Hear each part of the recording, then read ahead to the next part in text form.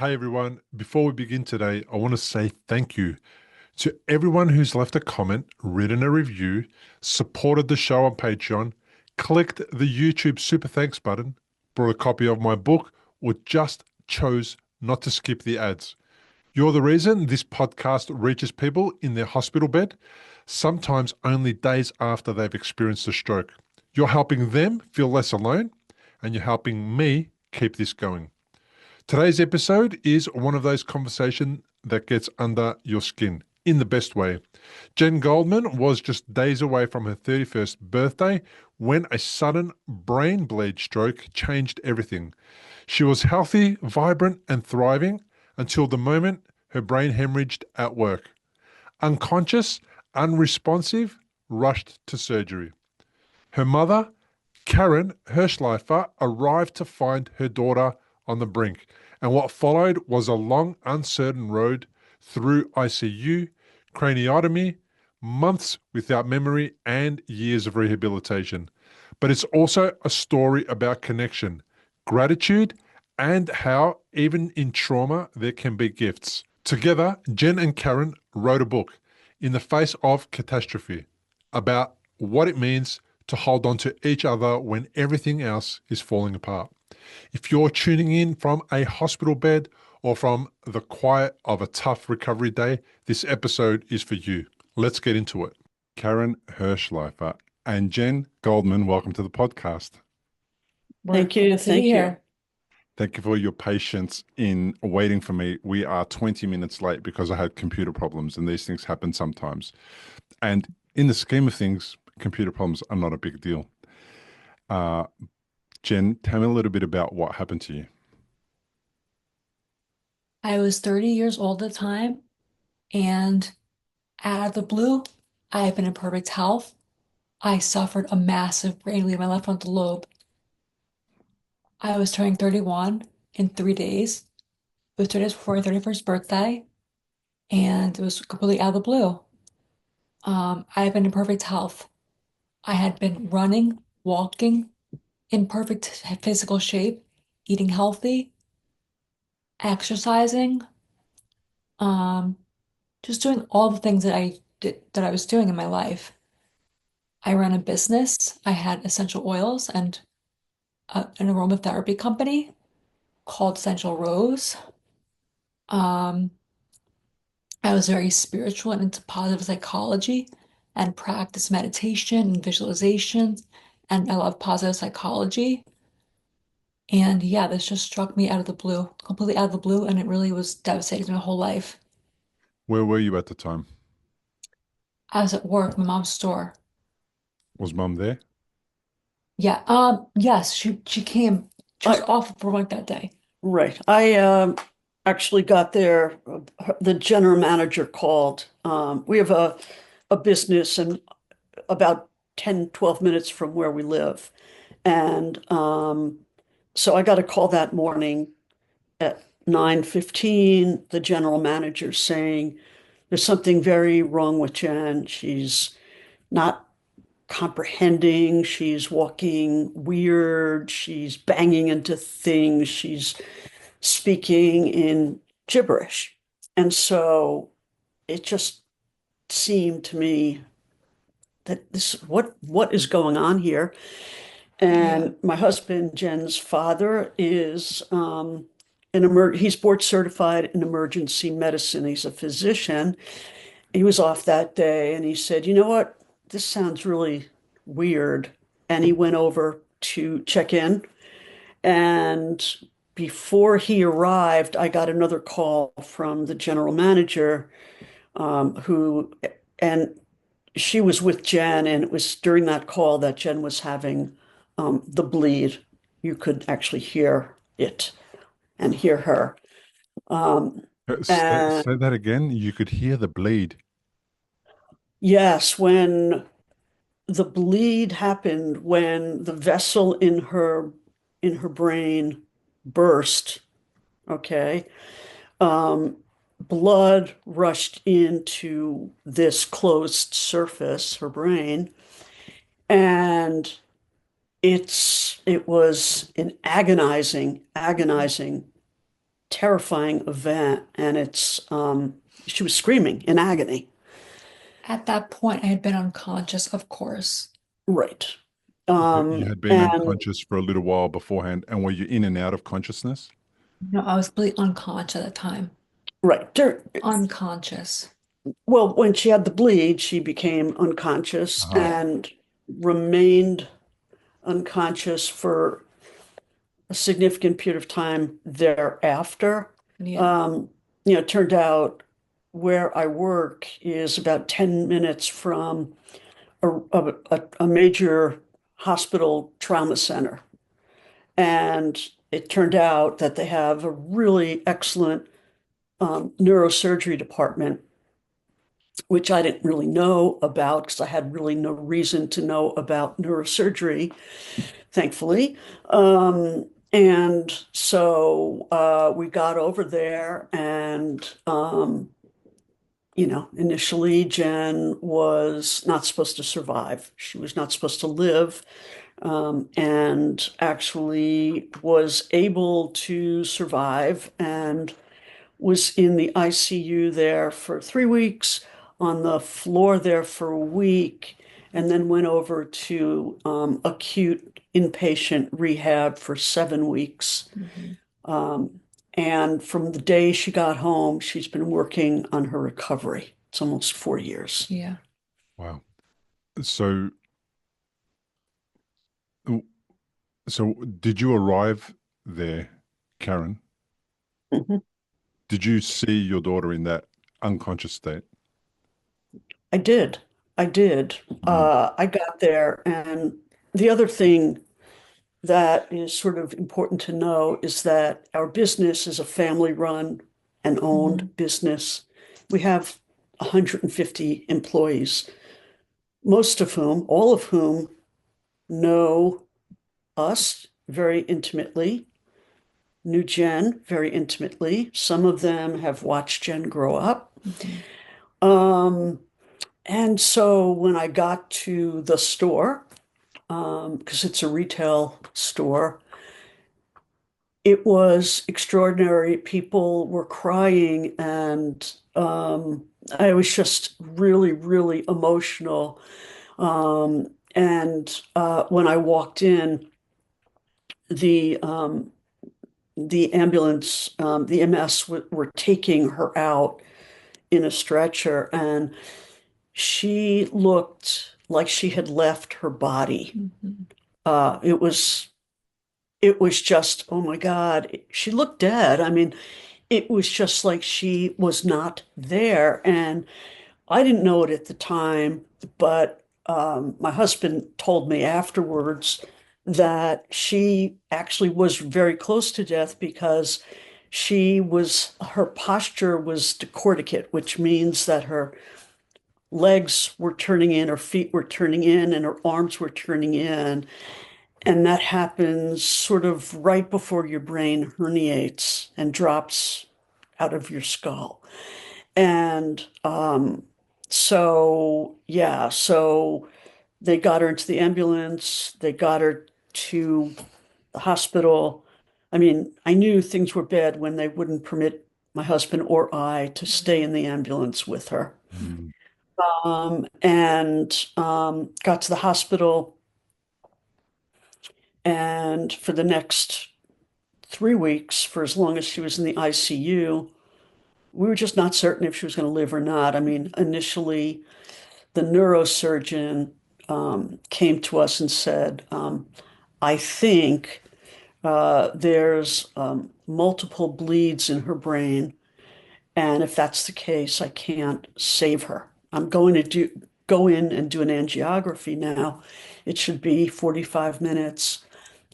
And we just sat there. It was just like impossible to process. Mhm.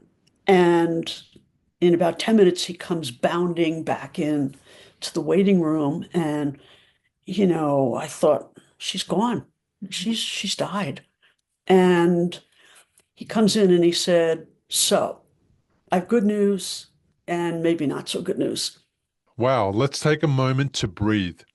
You've just heard Jen's story of collapsing at work, slipping into a coma and waking up months later without speech, memory, or control on her right side. If you're in the early stages of recovery, still learning how to move, to speak, to be again, know that you're not broken, you're rebuilding. And to everyone who supports this podcast, thank you again. Your comments and reviews, your super thanks, and your Patreon pledges, your purchase of my book, even watching without skipping the ads helps this reach someone else. To find out more about supporting the show on Patreon, go to patreon.com/recovery after stroke. Now, back to Jen and Karen and the healing that came not just through rehab, but through presence, writing, and love. The good news is it's not what I thought it was. It's not multiple bleeds. I think what it is a cavernous malformation. And what that is like a little berry, if you will, a raspberry Mm. that sits on in that was sitting on an artery in her brain, and that for whatever reason burst and it ruptured the artery. So he said, so I think that's what it is. The problem is that if we don't get the blood out soon, she's not going to live. And if she rebleeds, she's not going to live. And so what that then turned into was a rush, a race to try to get the blood out of Jen's um, brain so that her skull actually, so that the neurosurgeon could do the procedure. Yeah. Wow. Jen, before the actual unconscious state, were there any signs? Did you have any idea that there was stuff going wrong? Did you feel a weird headache or in the days leading up to it, anything at all? No, because I'd had headaches every day for since I was like little. So it was very common for me to like have that feeling. But other than that, there was nothing that could indicate to me that this was going to happen. It was completely out of the blue. I was in perfect health. Mm. And what's sort of interesting or scary or whatever the adjective is. If so, I've always had migraines. My mom's has had migraines. So headaches, or I mean, you do a scan maybe, Mhm. um, but even if they had done a scan and they found this cavernous malformation, a cavernous malformation in and of itself is not so uncommon. Yeah. And if it's not presenting you with any difficulties, in many cases, you watch it. Yeah. And so even if we knew that she had this, Yeah. um, we probably wouldn't have done anything about it. Mhm. So, and it's very rare for the cavernous malformation to burst. Mhm. That was an unusual event. They are really benign most of the time. They just sit there, similar to what happened to me, an arteriovenous malformation. They just sit there, they don't do anything. And then very commonly you hear about them bursting at around middle age, between Mm. 30 and 45. There's some reason, I'm not sure why. And Mhm. even if they had found mine, they probably wouldn't have suggested anything because it was benign at the time. It wasn't doing anything. And it was Right. probably very deeply into the brain. And in the Yeah. position that it was hard to get to and uh, Mhm. hard to extract. So they kind of left it there. So, so Jen, everything's fine, and then it's not, and then you're going to hospital. Do you recall coming around, waking up? Do you recall any of that part of the hospitalization? Oh, my memory is really, um, like I don't really remember actually coming back to myself fully. It's very hazy when I got my memory back. There was like a moment where I was like, oh, I remember this now. It was very like, it was hazy. So like there was like, hmm, um, I don't really know how to explain it, honestly. Mm, yeah, I get it. It's difficult to explain because you're in Yeah. another realm, I imagine. It's like the only way to describe it, you're in a completely different, experiencing things in a completely different way. Yeah. You know, it was interesting to me because when Jen was in rehab, and so she got to rehab exactly 30 days after her stroke. And so, you know, I would sort of try to inquire to sort of see where she was at, Hmm. you know, cognitively, you know, because Jen used to be a motivational speaker. I Hmm. mean, Jen was an entrepreneur. She started a company in her Yeah. college dorm. Mm. She traveled all over the country.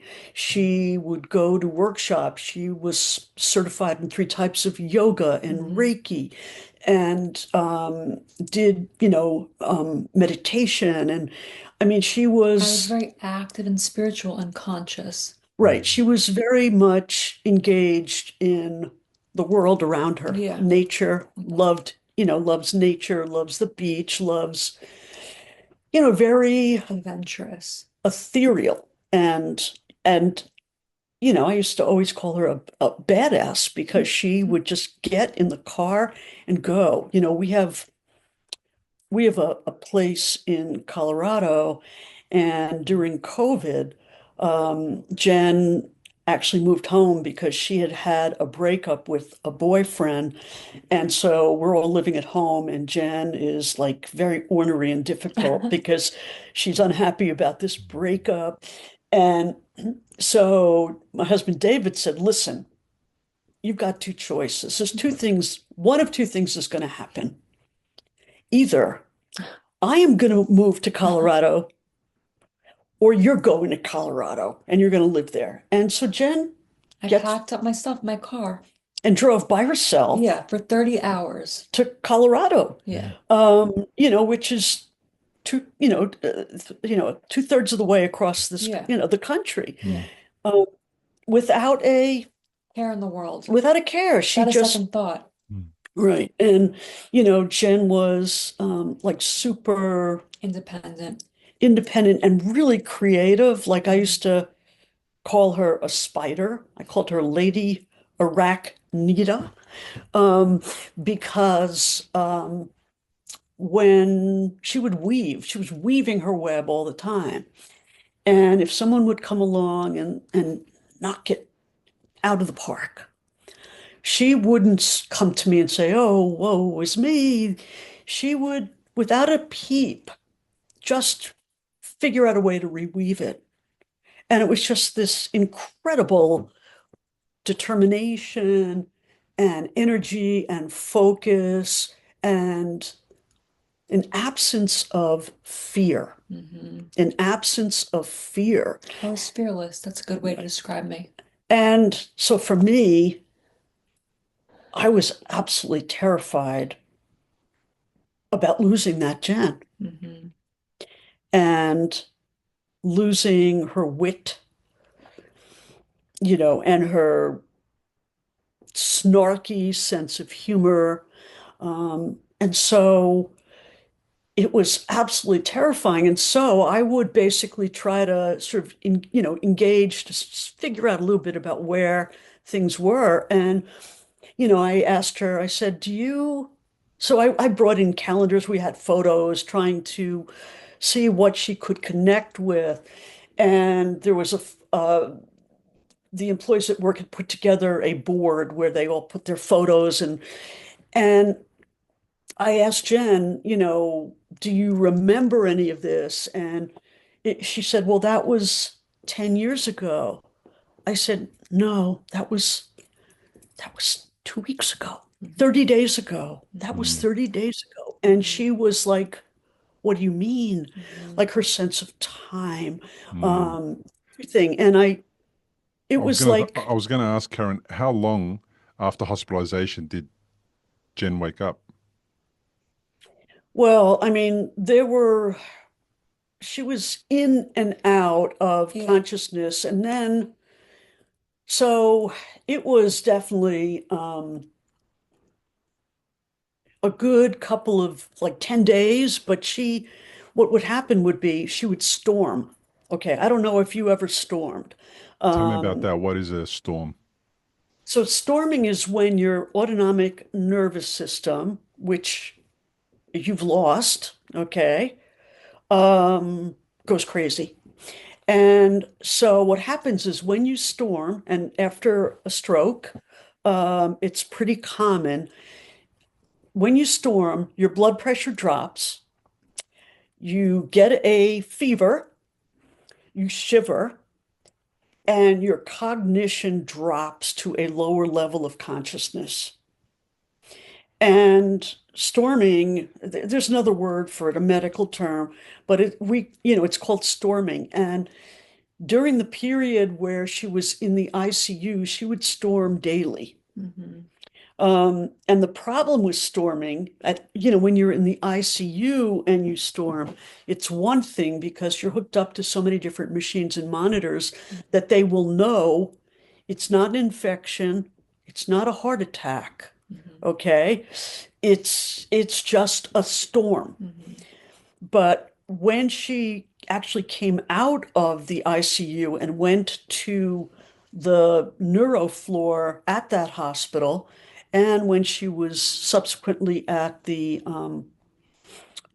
rehab, they every time she would storm, they would have to rule out Hmm. all of these other potential causes of storm, and every one of them is really potentially problematic, infection, heart issue. And so her cognition would rise and fall. And it wasn't really until she got home and she Three pretty months much, later, yeah, and 3 months later, yeah, where she was more consistently awake and awake. alive and So aware. right, obtunded. That's how she was in the hospital, Mm. constant. And So and the time frame between hospitalization and then coming into consciousness, how long did that take? 3 months at least. yeah, Yeah. and so and so, But by the way, when I came back into consciousness, it was not like being aware of anything at all. Mm. I still had a lot of work to do Mm. because I was not conscious of like what I was conscious of. What were your deficits? What did you wake up with that you had to overcome or you had to work on rehabilitating? My whole right side. right, I she, currently have no peripheral vision at all. You currently still have no peripheral vision? Yeah, I have no peripheral vision. Yeah. and her vision is limited. Tunnel vision. Mm. Right. And Uh, And your whole right side is how would you describe your whole right side? it's impacted. It's been impacted. I use a walker and my right arm is a work in progress. Hmm. It's so tight though. and Spasticity of the muscles, Yes, and tone tone. and tone as spasticity. well. Yeah. Yeah. And Um, pain, Not pain, thankfully. I'm so lucky that I don't have any pain. sensory neurons. What about the skin? Does it feel like it's itchy, burning, or anything like that? No. Thank Yeah. God, no. Mm-hmm. Okay. So it's kind of like it's not activated to the fullest extent the way that your other side was, or it was previously your right side. Yeah. I mean, when The sensation is dulled on the right side. Dulled. Does it kind of Yeah. feel numb? Not numb, but it's much harder to like to feel it. Yeah, to get like feedback to the brain. Like I'm much more sensitive on my left side, and the right side I'm not so much sensitive anymore. Yeah. I'm wondering, guys, what was the procedure? Was there a procedure that was used to deal with the cavernous malform malformation? How did they yeah, deal with that? so they finally were able to get the blood out, which was an odyssey. They inserted 3 or 4 different drains. The drains kept getting clogged. Her intracranial pressure was going up, and if it hit 20, okay, that I would come to think of that as brain meltdown, okay, because there's just too much pressure, and her good brain cells were being destroyed. And so there were days where I would sit in her ICU room staring at the intracranial pressure monitor, willing it down. And it was unbelievable. So so basically, what was I saying? I'm sorry. About how they dealt with it, how they. Yeah, I'm sorry. Yes. So what they then did was they got it down, and the neurosurgeon went in. And in order to also, there were drains, they also did a craniectomy. Yeah. They had to remove a part of her skull to give her relieve the brain. pressure. Right. And so between that's really what ended the bleeding, and enabled them to get all the blood out. And then what they did was he went in and did a procedure where he removed the cavernous malformation, which was enmeshed with some, um, um, some clots in, a big, removed that and then restored her skull. And so that happened about 10, 12 days after, um, Initial visit of the to the hospital. yeah. Okay. And then rehabilitation started, I imagine, after that. What Yeah. was it like to experience your body not working the way that it was before? I'm still in rehab to this day. Mm. Very frustrating for me. I used to be so athletic. I used to ski and go to the gym every day. I was just very active physically. And now I have to like work on that. And I can't express my body and I can't activate it the way I need to or want to. And it's very frustrating because I can't just like go on a run or like go to the gym and work out. Or That's, even go into the kitchen and make yourself some yeah, tea. uh-huh. Right.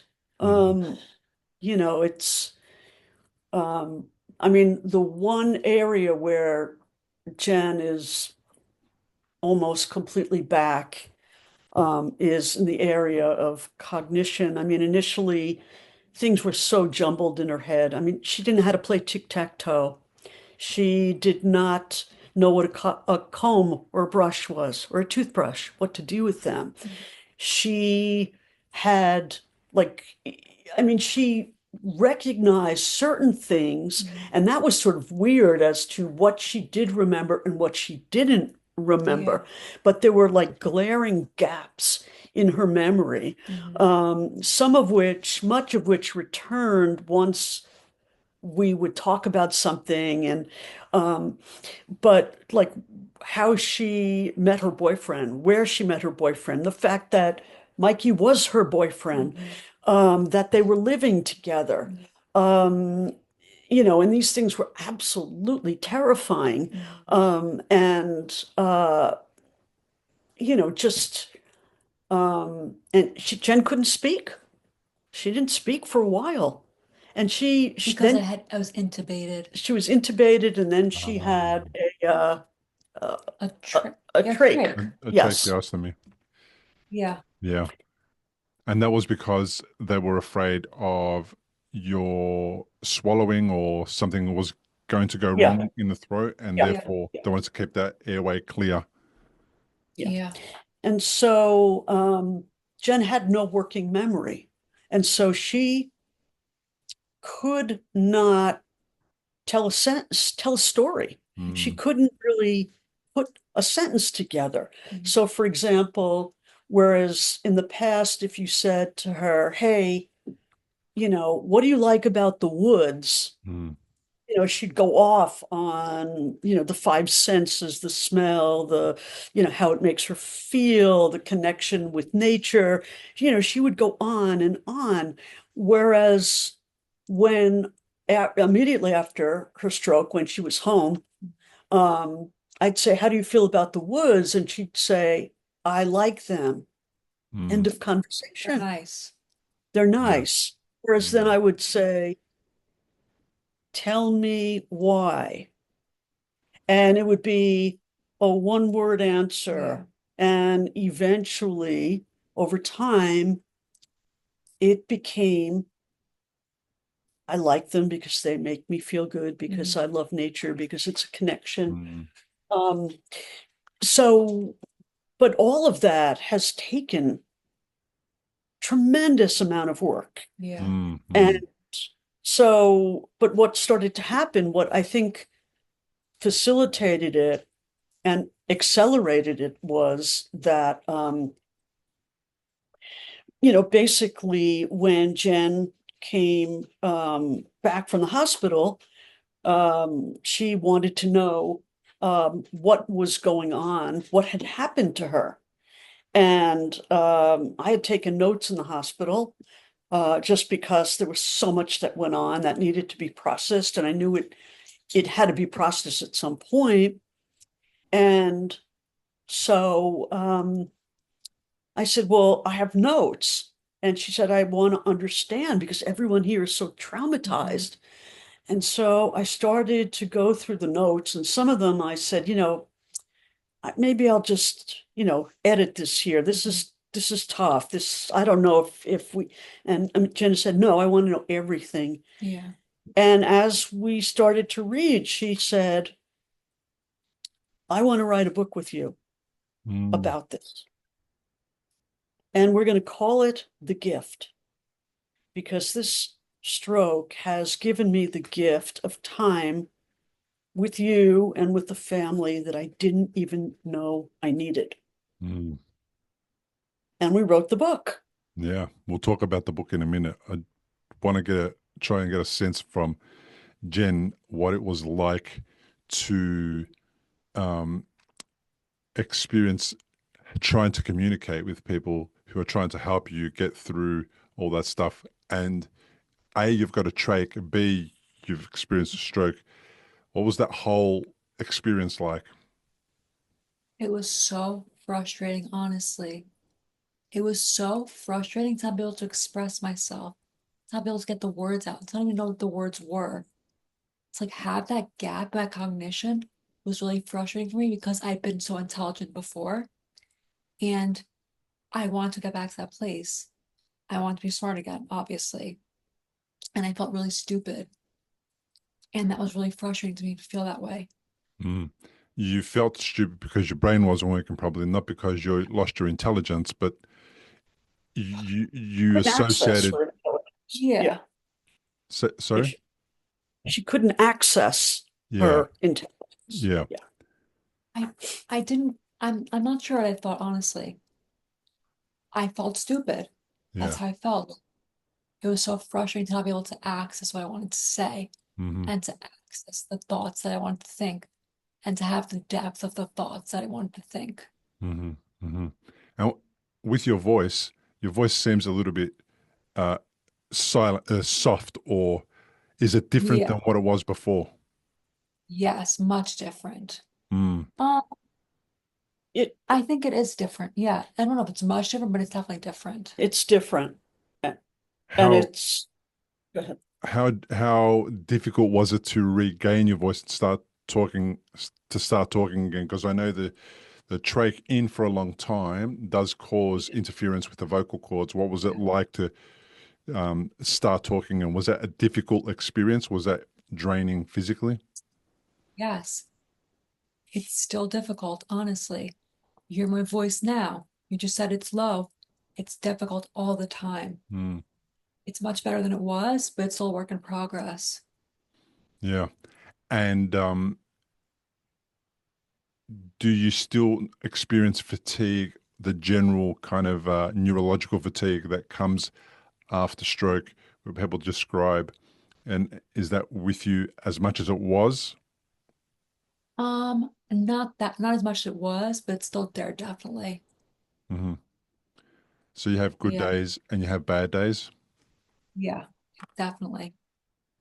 And are those bad days sort of starting to get shorter and shorter? Does the have you become more resilient to the fatigue as time has moved? Yeah, yeah, I have definitely. I think so. Hmm. So your mum has taken notes. She's diarized this event and she's reading back that stuff to you. What's it like hearing that information back from her? How are you taking it?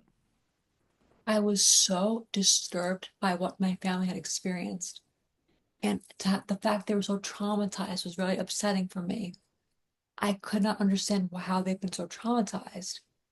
And I wanted to turn it into a book. And so we did. Yeah. But she's reading it back to you in stages, like in the whole seatings, in sessions. Like, how are you receiving it? How does it make you feel when you hear that they've been traumatized? How are you responding? I was very upset. I was crying. I couldn't believe what I was hearing. It was so painful to me to be able Mm, to hear that. mm, And I also like didn't really believe it. Like I didn't really, it was so like hard for me to comprehend that it actually been real. And I mm, had been like conscious for that. mm. Not understanding that that had happened and that I had experienced that and that they had experienced it all. And it's you, mum and dad, your sister. Is this others in the family, Yes. in the direct family? And then My boyfriend at the time, Mikey, Yeah, was yeah, the other voice. yeah. And Jen, are you just a note taker? Sorry, Jen. Karen, are you just a general note taker? Is that something that you did to help you process what was going on? How? What was the purpose it of it? was so, I mean, I've always I love to write. I'm not leaving my day job, but I actually did write a book before this. And so for me, writing helps me process. Mhm. And I knew that this was so traumatic, I was going to have to figure out what happened here.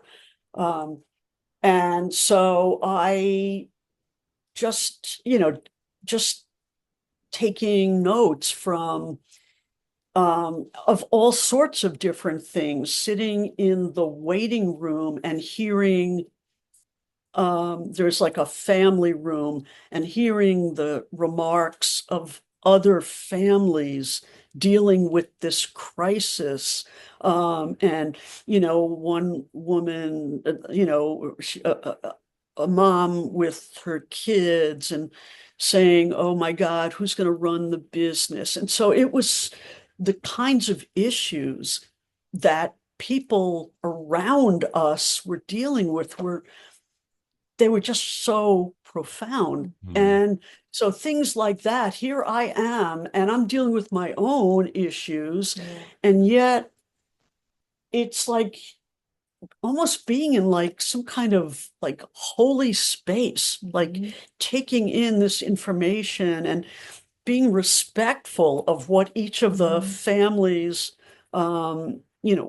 was going through. So stuff like that, or one day we come in and every night when Jen was in the ICU was a bad night because we didn't know if she was going to survive the night. Mhm. Um, and we come in the morning and the the head attending of the ICU said, we had some excitement last night. And I said, oh, wow, something good happened. And he all of a sudden he had this horrific look across his face. And he said, excitement is never good in ICU. Mhm. Um, but so again, going to how doctors, weird. interact, how do they navigate these types of medical issues where a 31-year-old could be dead. They're like, she's hanging on by a thread. It's exciting And to them, but it's probably not the type of information they need to pass on to the family. They could right, maybe keep that right, to themselves. right. So there were things like that. In the waiting room, there was Yeah. the sign that basically said, miracles happen every day. And I looked at that sign and it terrified me because it's like, is that where we are at? We need a miracle? Mm. And it was just like, I mean, the sign is benign, okay? But when you're in that space, You put it uh, into your own you create a context for it, and then it could right, mean whatever your experience is at that time. We were in yeah, a waiting room a few months ago last year when my father-in-law was passed away. He was in an induced coma for 7 days, and then we know that he's going to go, and we are there with him every day. And in that family room, it's the same thing for every other family that's in there. And that was a really strange experience to be in another room with a whole bunch of strangers who are waiting for their loved one in the next bed or the bed down the thing to pass. And yeah. the interactions we were having about stuff. And it's so strange. And everyone's trying to go about business as normal or usual or some kind of, they're Well, trying to kind of it's, get through it. yeah, And then there's a guy next door in every bed, just nearly on the way out. It's so yeah. weird. It's sort of like this tension between, um, like the irregularity, the act that the process that somebody near you is dying and their family is near you, but at the same time, what are we going to have to eat from the dining room Mm, downstairs, mm, which is like mm, the 10th night we've been eating mm, from the dining room. And it's like, oh my God. And mhm. so it's like in one moment, you're dealing with this realm of issues, and you're not alone. The people around you are dealing with this realm Yeah. of And the issues. And mundane at the same time. And the mundane. yeah, Yeah. and it's like, holy, Yeah. how do you It's a, deal with it? I don't Yeah. know how you deal with it. It's a weird thing. Doctors are pretty cool for being able to deal with it on a regular basis. So you Mhm. guys then decided that you're going to tell the story in a broader scale, and you decided that you're going to write a book. By any chance, do you have a copy of the book there? Yeah, let me grab it. Okay, Yeah, hang I'd on. love to. I'd love to have a quick look at it. I've got the PDF here, and Oh, I'm looking at the cover. I mean, it's one of the most prettiest covers I've ever seen on a book. thank you. Let me grab it. Okay. We created ourselves. We designed it. Yeah, it's beautiful. So tell me a little bit about the book. What is it? What is its intent? What does it tell? It basically tells the story of my stroke and how we came together as a family to navigate it and the lessons we learned along the way, like resilience and how to have hope and how to be present and the power of family and community and how to adapt to change and the power of positivity. Ah, Yeah, you've called it in the face of catastrophe, how a traumatic brain injury became a blessing. yeah. So I know there's blessings. I'm that guy as well. I'm the unexpected way that a stroke became the best thing that happened to me guy. I wrote that book. What are your thoughts? Like, where are the blessings? What are they? Give us a little bit of an insight because there's a lot of people going through stroke who I actually receive comments on the YouTube channel about who say it's the worst thing that happened to them. It's terrible. It is, they want to. People say the most amazing and horrific things on the comments on the YouTube, and I don't understand. Like, I'm not I'm not sure how to bring people around, and I don't know if it's my job to, but this type Yeah. of sharing this type of stuff is kind of a window into our minds, our strange minds, that there's blessings in all of this. So this is what I want to open the window a little bit and let people see through where are the blessings? How are they there? Blessings are that I have become close with my family than I ever was before. I want to talk to them now. I love them. I'm aware of how much I love them. I'm really grateful for my connection with them. I'm sitting there here with my mom, and I really feel connected to her, and I love her, and she means so much to me. That's what that's the blessing in all of this, is recognizing how the gratitude I have for the people in my life. Hmm. That's the first blessing.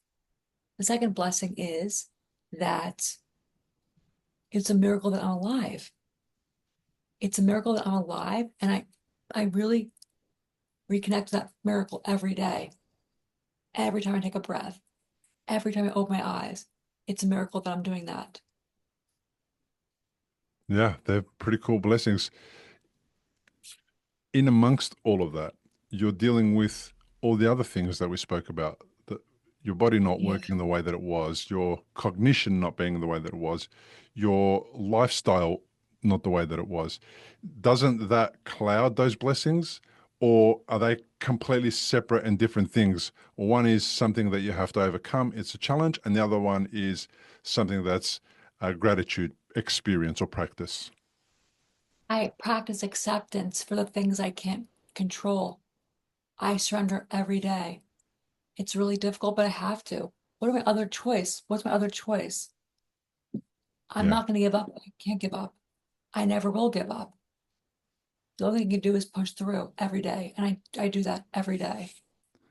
And what's interesting as well is you said that you're more connected to your family, you're aware of how much you love them, etc. Before, were you just going through the motions? Did you not know that you really loved them? I took them for granted. Ah, I took things for granted and the people in my life for granted. yeah, I didn't realize what I had, and now I do. that's It's common. also, it's also what is connection and and what is presence and for um there's this part in the very last entry in the book is called Hineni, which is a word from the Old Testament, and it means I am here, I am present. And the point of that last entry is that um, through everything, I look back at that first year as a gift and a blessing because I had the ability to spend time with Jen, especially being completely present with her. Yeah. And There's nothing in that time. There was no filters between us. We were just so raw and real and connected to each other. And you can't take like that's just really impossible to fabricate that time.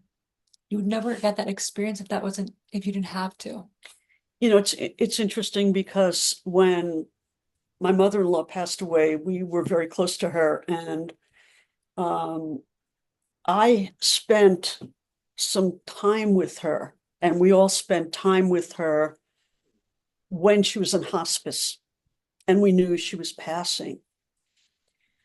And the conversation was real, like about life. There's no time to BS at that point. Right. Mm. We're talking No time about to BS. right. We're talking about, Papa, her husband, and telling stories about how, things that had gone on. But it's like, it's so intense and so connected, that And it is, sacred. and sacred. Right. Mm. Time is sacred. Yeah. Yeah, And I agree. we actually, so the blessing for me was the sanctity of that time Yeah, that me we too. got to spend with each Me other. too. Mm. Yeah, it's very much a gift. I'm of the same mind with with my father-in-law. We had um, Monday to Saturday with him, and the Mhm. girls were there pretty much the whole time, in and out, different shifts. We all made sure that we're in there as much as possible. And that's the interesting thing, even though they knew he was passing, they were able to say that the days that they spent with him were really precious and that it made it, I'm not sure if the word's better. I might be not speaking how they would describe it, but it made it a little better, the whole situation and even the eventual outcome. Yeah. It seemed to, they were able to give, some thoughts, and they were able to share some things with him, even though he wasn't responding, and they were able to have a conversation with him. And in the room, we were chatting about past things and all that type of stuff, memories, etc. And it was a lovely and difficult time, all Yeah. at the same time, all the emotions. So I hear what you're saying, especially uh, now that you're quite some time out of uh, that acute phase, and you get to experience that blessing more regularly, and you're able to Yeah. Yeah. be aware of it more often, and you're able to really appreciate it and take it to heart. That's kind of what I get with the kids when I see them when they pop back into the house after they've been busy for 2 weeks and I haven't seen them, and it's like, wow, this is really cool. I get to hang out with my boys, with their mum at the same time, and it's really the thing that I appreciate the most in life. If I'm going to hang out with anybody, I want to hang out with them as much as I can, without being too a dad, who just over over enters their life, all the time and crowds them and all that type of thing. Um, in the book, you've got 10 chapters. It goes through basically the whole event until the end, which is the end of the book, not the end of the journey or the story, the epilogue, onward and upward. But at chapter 8, you talk about the seizures. Is that something you still experience? No, thankfully. I've had them under control for 2.5 years now, thank God. I'm on the right combination of medicines, and that was what I had to do to make them stop. Do they know why the seizures occur? I have an understanding that for some people it's because of scar tissue that develops on the Yeah. brain. Yeah. Yeah, Tell me a little bit about that. What is behind the seizures? the scar tissue. Uh-huh. That's what the scar tissue. And does it somehow interfere with the way that the neurons fire and the way that Yeah. the brain communicates to it? Mhm. Okay. Yeah, And medication is just able to settle that down, completely get rid of them. How much has it worked? it's worked completely. I have not had a seizure in 2.5 years. Thank Hmm. God. Yeah. Yeah, And what were the seizures like to experience? Were they violent, or were they kind of sort of, did you know that they were happening and they were coming on? no. They came out of the blue completely. They would come on without any warning. I would be unconscious when it happened, and I would wake back up with a headache, and Uh, that's how I knew I had a seizure.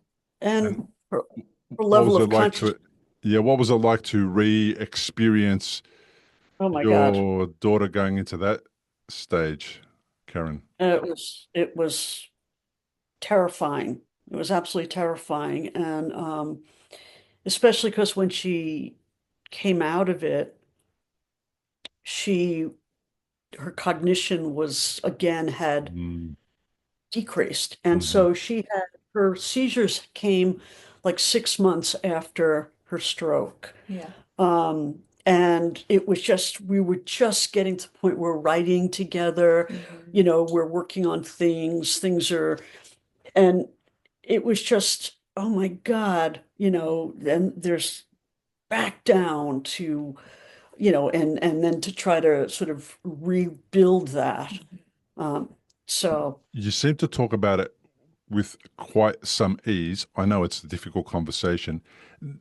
Does it re-traumatize you when you discuss it, or have you been able to reflect on it as an event, as something that's in the past? How do you guys experience it when you talk about it? I know some people get triggered, especially by anniversaries and by having the conversation. I've been talking about what happened to me for the best part of 13 years now. And Uh, I talk about it like it's a memory in the past, something that happened almost not even to myself. What's it like for you? Um, I actually did some um, trauma therapy work around it. And I was able to process it in that way through this therapeutic technique called EMDR, Hmm. uh, which is eye movement desensitization. And so for me, um, I, I even if I go back and think about the scene in the store when I saw Jen and she, as I tell it to you now, I see it, Mm. but it does not trigger me. It does not terrify me. It feels distant. Yeah, that's good. That's the point of Yeah, it, right? That's dealing with it, talking about it makes it feel like an event that happened in the past, and you're not bringing it to the future and re-traumatizing yourself every time yeah, you talk about it. And for that's I ask that because for people who are watching and listening who perhaps aren't at that stage yet and are challenged by that, the thing that got me there was therapy, was counseling, like heaps of Yeah. counseling, so that I could Mhm. just express it and what's the word, like just get it out, process it, right. process it. Yeah, Yeah, process it. And then as a result of that, it became a story rather than another experience that I was having. yeah. Exactly. Yeah. Um, and then, Jen, your first entries into the book, how did they come about? Um, well, actually, it was your mum's writing at the beginning. It was just about whatever she was going through and processing as well. And then, Right. how did you start uh, interacting and becoming a part of that kind of first manuscript? I spoke to her about what I wanted to write, and she would physically write it for me, and we would process it together. And it was actually a really beautiful experience having that time with you, Mom. Yeah, Mm. It was very joyful. I loved it. it was so cool. Um, it was really cool. Mm. You guys have been through a lot. I totally get it, right? This is so cool to see you both doing Mhm. this together and kind of transforming it further from uh, something you wouldn't wish upon anybody to then becoming, this thing, this beautiful thing, a book that you get to share. Hopefully, people will be able to pick it up, Yeah. read it, connect with it, learn from it, grow from it, heal with it. It sounds like it's going to be that type of book. Like it's going to give people, I suppose, what's the word? It's going to give them permission to also find the blessings in their own Yes. trauma or journey. That's what we hope it does. Yeah, yeah. We hope Mm. it's a guide for people navigating trauma and catastrophes of their own. How long did it take to go from that first manuscript to the book in the end? How long did it take you guys to get it completed? It was pretty quick. I mean, Yeah. we wrote it in maybe 6 months or so. Yeah. And, when we wrote it, it was like I knew this is really a great book, Mhm. and so try to go the traditional route of finding an agent to get us a publisher, and that was tough. And so eventually we found a publisher that does hybrid publishing called Greenleaf, and there are a handful of publishers that do hybrid publishing, but Greenleaf was for us our first choice, just because we thought it would help us produce the best product. And so we submitted the manuscript, and they wrote back and said, "We're going to do this. We accept this." Yeah. And what's And so hybrid publishing? hybrid pub. So there's literally there's three types of publishing really. So um, there's print on demand self-publishing, Mm-hmm. where you basically somebody might buy the book. There's no hard copies like this sitting around. They're not going to be in a bookstore or on a library shelf That's there. my version. Yep, that's how I did mine. Yep. Okay, so that's print on demand. Mm-hmm. Uh, and and so the other extreme is where you get an agent and they find a publisher and they pick up everything for you, all the costs. And then hybrid publishing is where you find a publisher who will accept your work, your manuscript, and then you contribute to the cost of producing it. Yeah. Uh-huh. Okay. So then there's a couple of different options. I wanted to mention that so that people watching and listening who are perhaps thinking about writing their own book, which I highly, highly encourage them to do, know the different options. Can you show us the book one more time? And then can you tell us where people can go and find it? Mention your website. I know it's available on Amazon. It's such a gorgeous book cover. Thank you. We created that ourselves. Yeah. I was talking. Yeah. Yeah. Designed it ourselves. Yeah, we designed it ourselves. So basically, the book is available anywhere books are sold. So Amazon, although you guys are in Australia, Mm-hmm. so you might have to I Amazon. don't Yeah. yeah, Amazon. Amazon or Barnes and Noble. I don't know if you have access Yeah. to Barnes. You know what it is? Amazon have a print facility in Australia near where I live. So, Okay. so local people who live locally, New Zealand or in the Southern Hemisphere near us, will be able to order it on Amazon and they'll get it delivered. And then for people overseas, I know that there is a print facility in the United Kingdom and there's one in the United States. I'm not sure if there's one other in Europe somewhere. So between the four of them, you order one and the books come printed one at a time direct from the print facility. It's fantastic.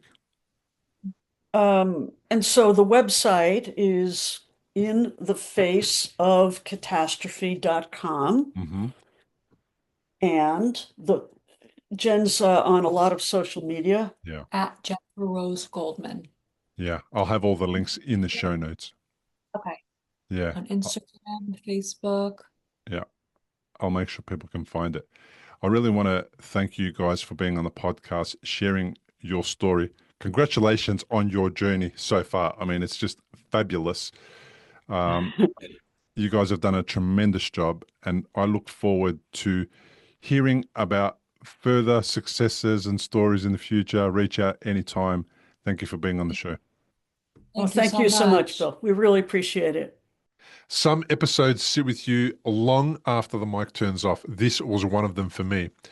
Jen's strength doesn't shout, it radiates, and Karyn's presence, the way she documented their trauma to help others, is a reminder that healing often begins without being seen and being heard.